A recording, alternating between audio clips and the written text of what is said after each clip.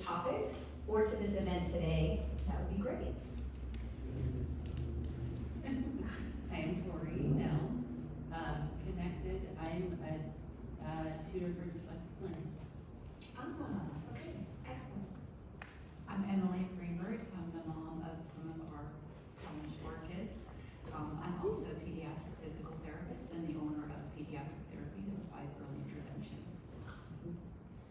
I'm Stacey Lemon. I'm a tutor. I hope to work with Maggie one day. So I'm very excited about her and passionate about her project, and she asked if I would just speak with her about it. So I'm very passionate about what she's passionate about. Awesome. And for our panelists, just a reminder to get as close to the microphone as possible when you ask your questions. So Maggie, 3 words I would use to describe Maggie. She is passionate. She has strong opinions about the things that she feels strongly about and expresses them passionately and well. She's personable in sharing things about herself and engaging others. And she's philosophical. She loves big ideas. All of these things are great strengths that really come out in class. She also just really loves the Lord. It's been really fun to have her in class this year. And her thesis title is The Importance of Early Assessment and Intervention. So, Margaret DiPepino.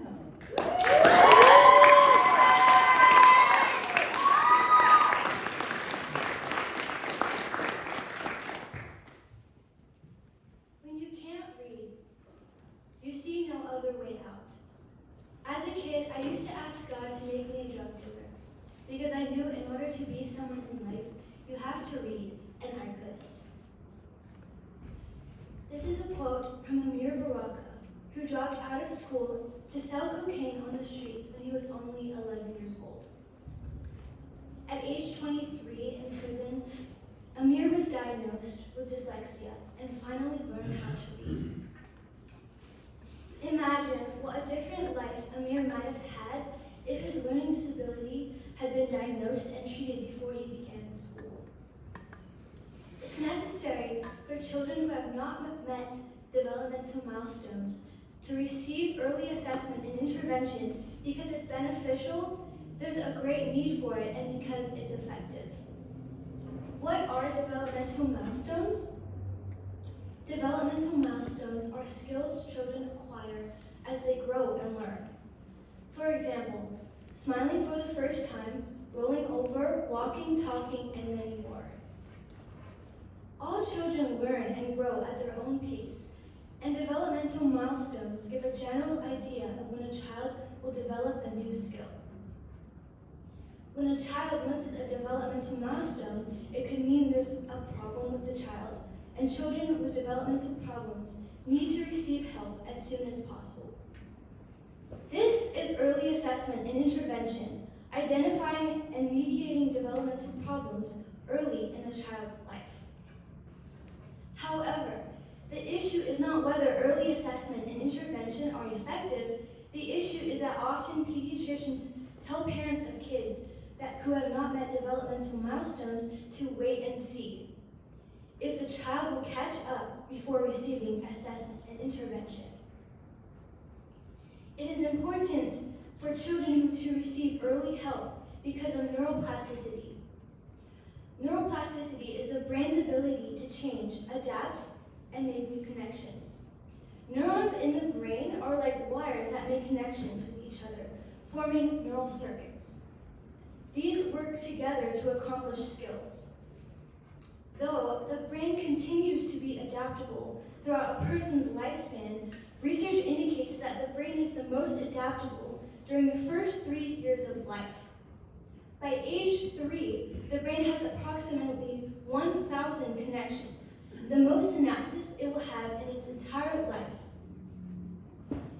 The early years of a child's life are especially critical for children with developmental delays. If issues are ignored, then children may never reach their full developmental potential.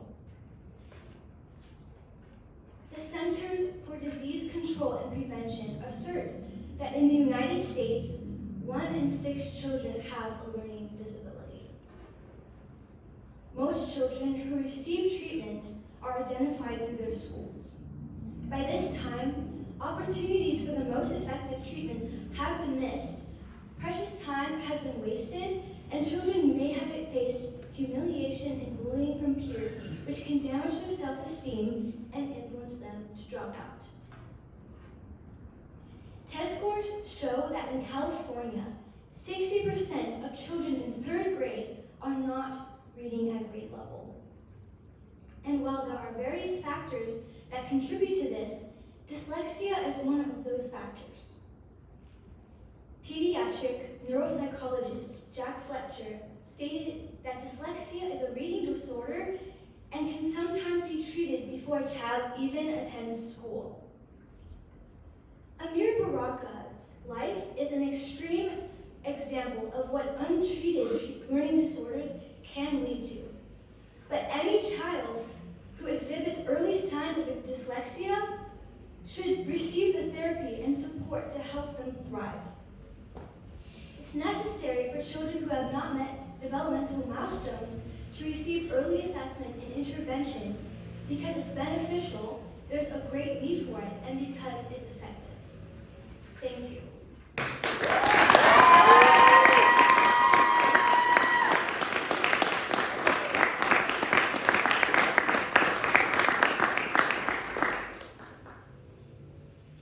Let's start. Maggie, I think you kind of implied this, but why did you choose this topic? Well, I've been interested in pediatric occupational therapy since I knew what it was.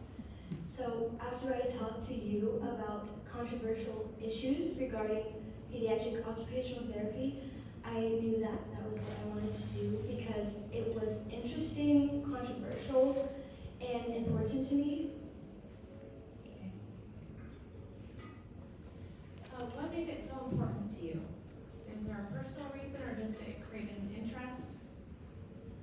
I think because as a child, I think I was very different than most children, and I think I just relate to kids who are different and kind of like excluded because just as a child I just didn't fit in. So it's important for me because I relate to children who are really different. And what did you learn through this process that helped you with that idea that was planted in your heart early on? What idea did I find interesting? Yeah, in your research, was there something that really spoke to you or you were passionate about? I noticed that you focused on dyslexia. There are many. Is there something interesting that you found out that you didn't know before you started? Yes. So I learned that there are 3 uncommon senses, and they're the lesser-known senses: the proprioceptive system, the interoceptive system, and vestibular system. And I've learned so much about the body and learned about kids who have not met developmental milestones. I've also learned about neuroplasticity and how important it is for children to receive intervention. It was very interesting. If I could follow up on that, I love that you define those things in your paper, and I personally feel like they should be taught probably in high school so that if everyone understood their body a little better, we probably have less behaviors. Can you define those, proprioception, vestibular, and interoception for the group here? Yes. So the vestibular system is in the inner ear and it affects balance. So if this sense is underdeveloped or damaged, children may experience spinning or imbalance, or people who have experienced vertigo, that is a problem with the vestibular system. So children who have a damaged vestibular system, they may feel as they're spinning and suffer from a sensory processing disorder, which can sometimes they scream because they feel imbalanced. And that's not because they're insane, it's because of their body not processing information correctly. The proprioceptive system it sends information to the brain, which helps the body understand what is going on. It relates to spatial orientation, so it's another sense that has to do with balance. So it's very similar to the vestibular system. And lastly, the interoceptive system sends information to the brain that helps the body understand what it's feeling. So if you're hungry, ticklish, or you need to use the bathroom, this sense helps the brain process information correctly.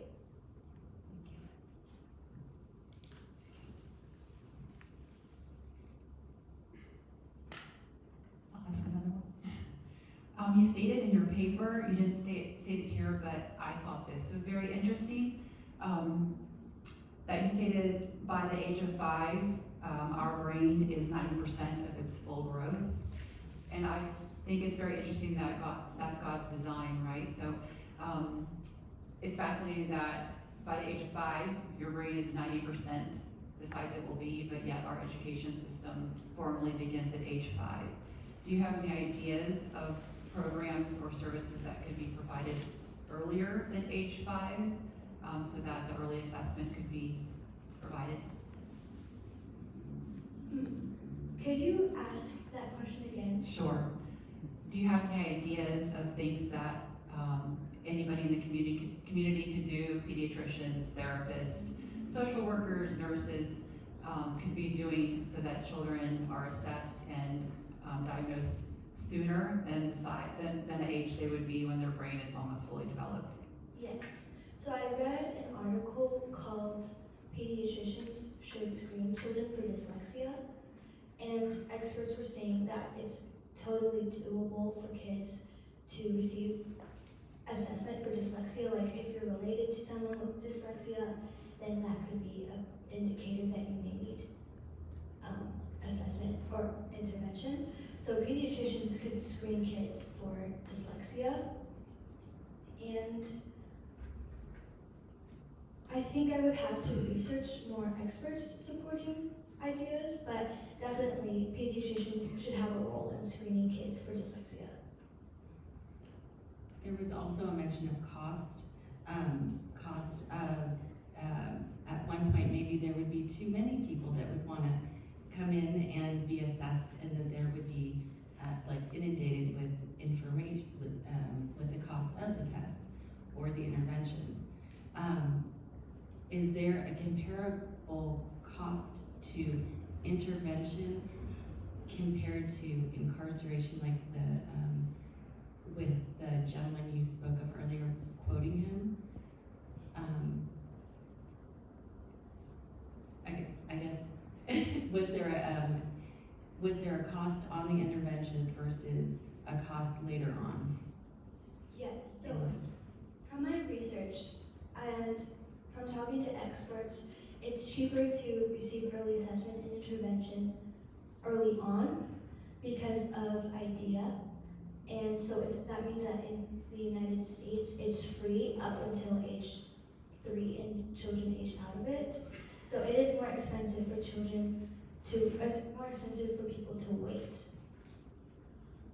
Thank you. Go ahead. You had mentioned earlier that there could be like a genetic component. Could you explain that? Yes. Or any details of that? So, from my research, a genetic component could be, well, if you're related to someone with dyslexia or autism, then you are more likely to have it.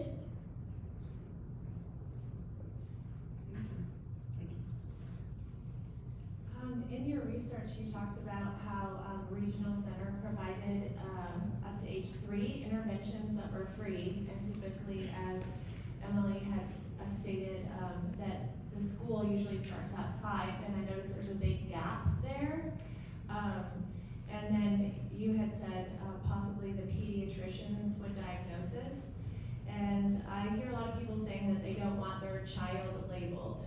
And being someone who struggles from dyslexia myself that was never labeled, I just wonder if you have any thoughts about that idea that labels are always bad.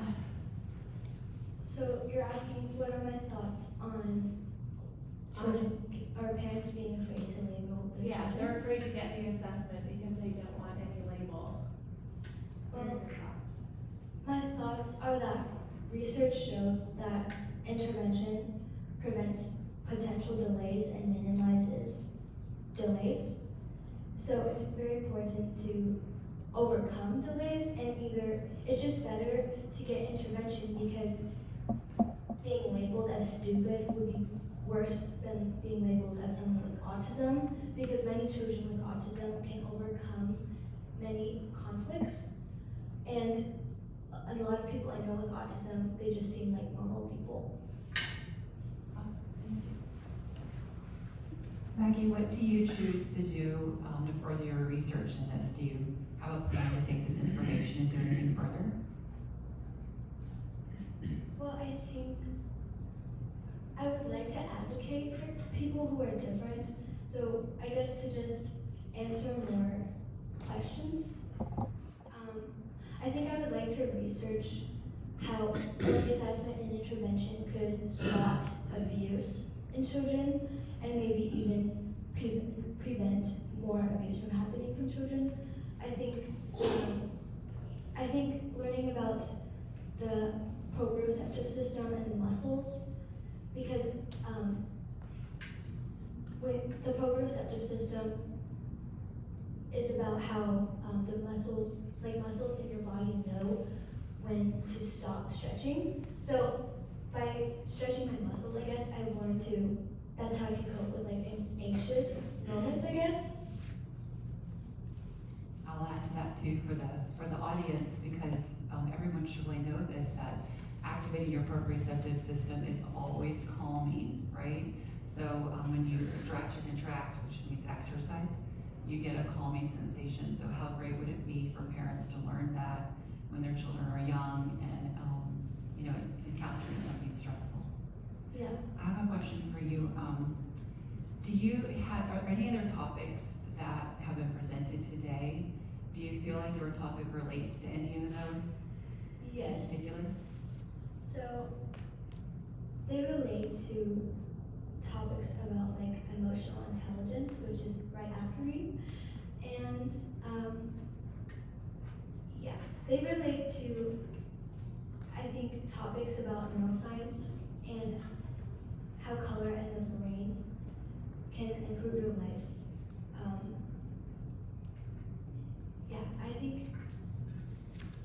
it's interesting how neuroscience was a very interesting topic to many kids. In your paper, you mentioned there was like a bit of a timeline from the 1950s, and it was saying that in the 1950s, with Temple Grandin and Barbara Aerosmith Young, you're getting that right? Yes. During that time that they were raised, that doctors had a very difficult time looking at children that were thinking outside of the box. So now, about 75 years later, is that about right? We're learning it more. And so my question is, being homeschooled in a classical approach, and breaking down information into concepts and things like that, do you see any connections with homeschoolers and these learners? I think the connection there is that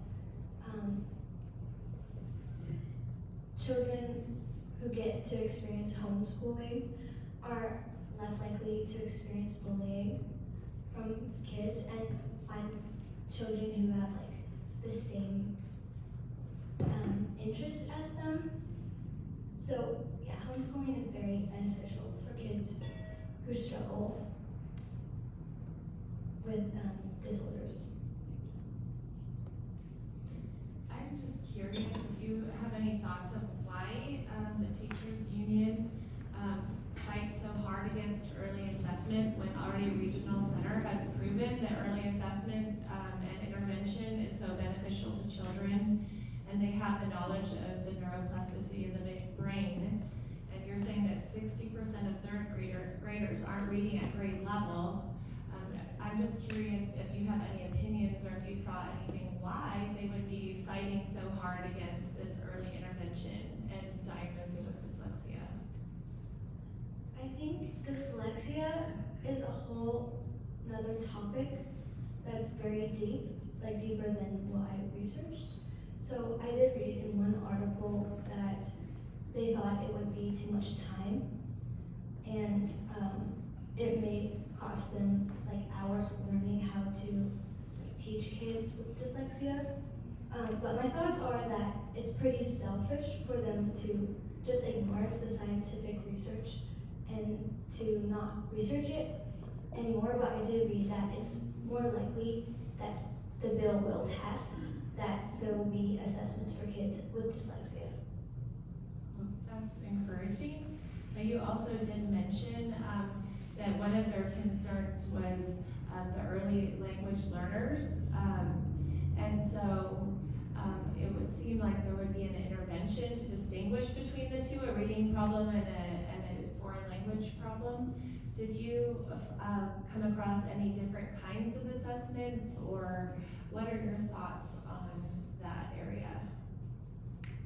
What are my thoughts on different assessments? Different assessments, I mean, if that is a reason why they're saying, because some kids are just early language learners, what are your thoughts on just not having the proper assessments, or the need for figuring out proper assessments rather than saying don't assess at all? I think there's many different assessments for kids,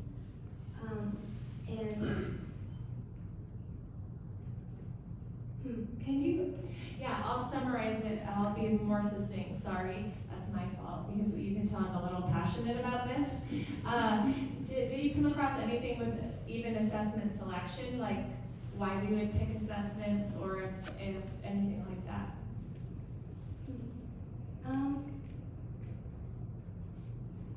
I think I came across a video about assessments and how it should be done by a specialist, and how it's important that not just a pediatrician does all the assessments, but pediatric occupational therapists and physical therapists are trained to assess, and that they observe kids, and it's not just like a questionnaire, but they absorb like little things that kids are doing, and they'd be able to spot things that a pediatrician may not be able to.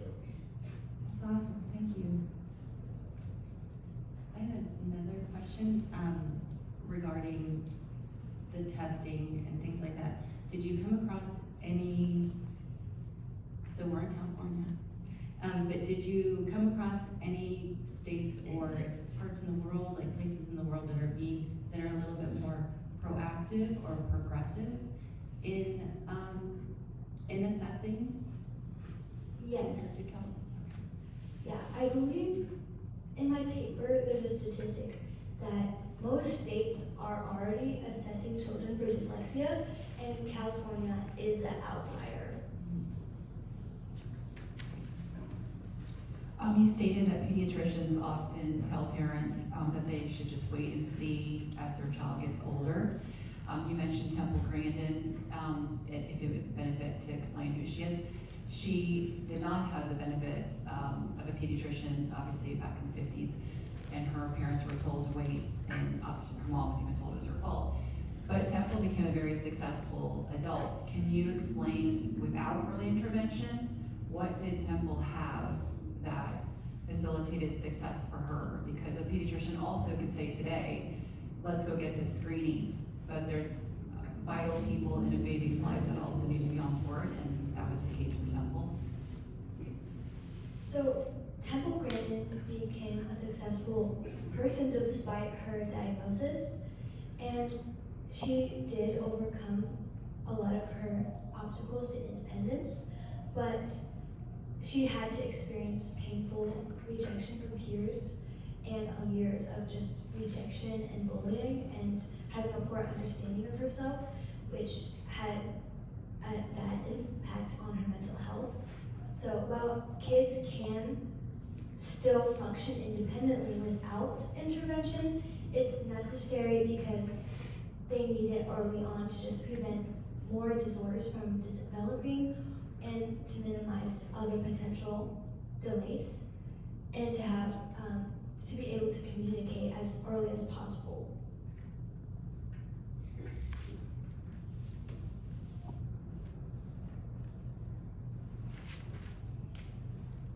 What did she do in college? Can you explain do you remember from studying her, what did she develop in college and what system did that stimulate?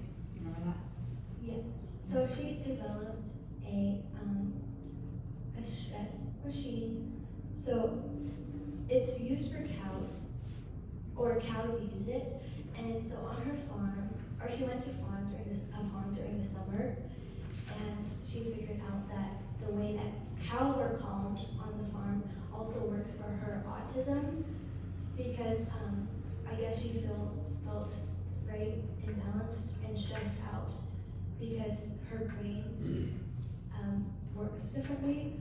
So she developed a hug machine that gave her peace, and that development helped other kids with autism too. Did it provide proprioception? Yes. Can you tell me your experience in working with one of your most reliable sources of information? What kinds of things, as you observed, you had stated to me that you went and observed in the clinic. Yes. What were some of the things that you saw there that inspired you? Well, I was very inspired by a thing called space training. So research shows that children with a sensory processing disorder may have a damaged or underdeveloped vestibular system, and this can make them want to spin. So children with autism may be able to spin for hours and not feel dizzy. So space training helps children to gain balance, and space training is it's like they lay on this board and they spin them for a number of times, and this helps them feel more balanced. I'm not sure if you're aware, but that's something that I'm researching for my thesis, actually, and so I would love to talk more about that, but there is research that connects that same program with improving reading in children with dyslexia, and astronauts actually who went to outer space came back with some of the reading problems, so I think that was interesting that you got to observe that. I'd love to hear more about it later.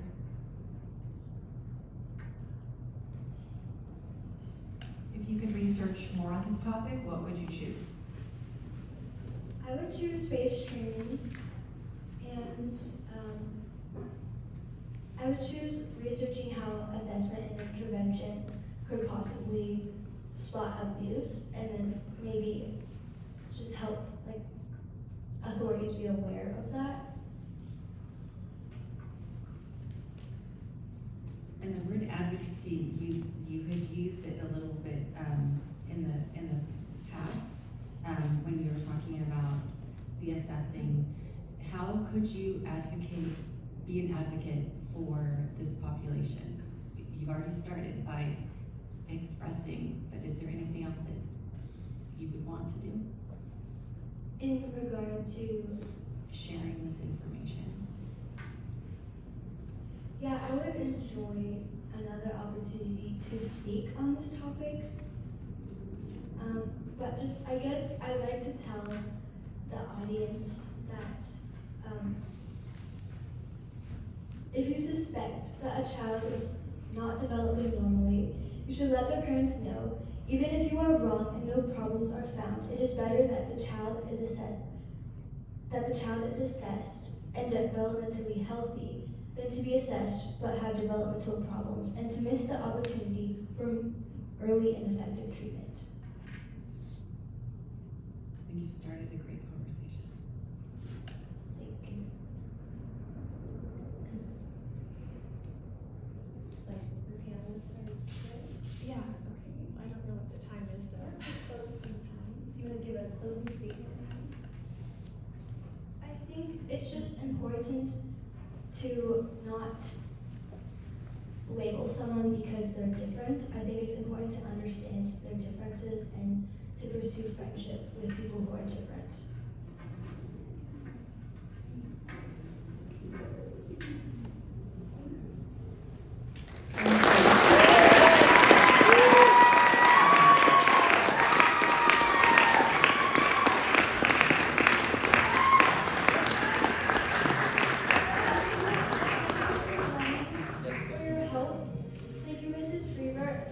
with me in helping me understand his issue. And thank you for Mrs. Nell for inspiring a lot of